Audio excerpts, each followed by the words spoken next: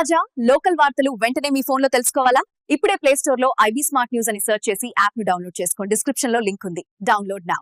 Naidupeta DSP Chenchubabu మద్యం సేవించి వాహనాలు నడిపే డ్రైవర్లపై కఠిన చర్యలు తప్పవని హెచ్చరించారు. డీఎస్పీ కార్యాలయం వద్ద సీఐ బాబీ, ఎస్ఏ భాను ప్రసన్నతో కలిసి ఏర్పాటు చేసిన మీడియా సమావేశంలో ఆయన మాట్లాడారు. ఇటీవల రాష్ట్రంలో ప్రైవేట్ వాహనాల వల్ల సంభవిస్తున్న రోడ్డు ప్రమాదాలు పెరుగుతున్న నేపథ్యంలో జిల్లా ఎస్పీ సుబ్బారాయుడు ఆదేశాల మేరకు ప్రత్యేక తనిఖీలు చేపట్టినట్లు తెలిపారు. నాయుడుపేట ఆర్టీసీ బస్టాండ్ రోడ్డుపై నిర్వహించిన వాహన తనిఖీలలో తిరుపతి నుండి విజయవాడకు వెళ్తున్న ఒక ప్రైవేట్ బస్సు డ్రైవర్, మరొక కారు డ్రైవర్ మద్యం సేవించినట్లు రుజువైనందున వారిని అదుపులోకి తీసుకుని క్రిమినల్ కేసులు నమోదు చేసినట్లు వెల్లడించారు. చెక్ చేయడం జరిగింది. నేను నాయుడుపేట సిఏ గారు, దాంట్లో ఇంటర్సిటీ ట్రావెల్స్ 3986 అనే బండి నెంబర్ కలిగినటువంటి ఇంటర్సిటీ తిరుపతి నుంచి విజయవాడ పోతుంది. ఆ బస్సు ఆపి చెక్ చేస్తే అందరూ స్లీపర్ కోచ్ బస్సు. ఆ బస్సులో డ్రైవరు డ్రంక్ అండ్ డ్రైవ్ టెస్ట్లో ఆయనకి తాగినట్టుగా నిర్ధారణ అయింది.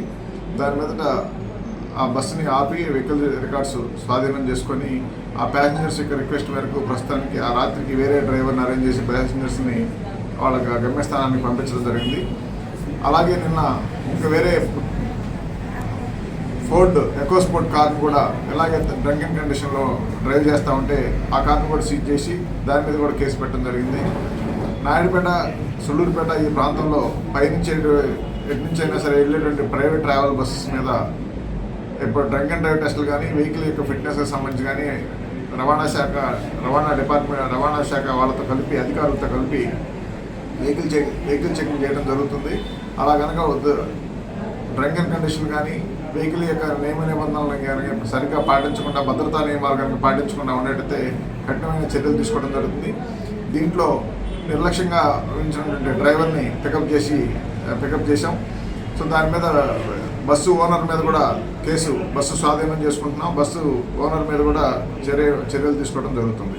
ఇంకా ముందు ఇలాంటి వెహికల్ చెక్స్ అనేది కంటిన్యూషన్ జరుగుతూ ఉంటాయి.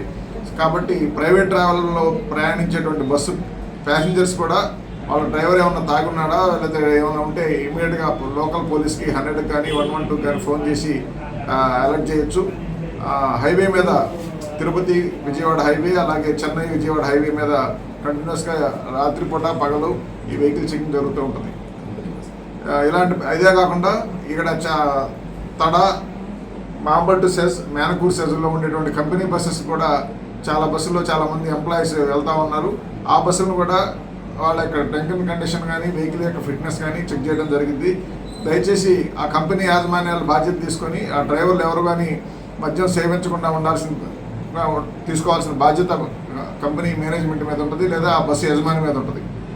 కాబట్టి అలా కనుక బస్సు డ్రైవర్ కనుక తాగుంటే బస్సు యజమాని మీద కూడా చర్యలు తీసుకోవడం జరుగుతుంది. కాబట్టి ఇక్కడ లోకల్గా ఉండే స్థానికంగా ఉండే పరిశ్రమల యజమానులు కానీ, బస్సు డ్రైవర్లు కానీ, బస్సు ఓనర్లు కానీ అన్ని ప్రికాషన్స్ తీసుకోవాల్సిందిగా కోరుతున్నాం.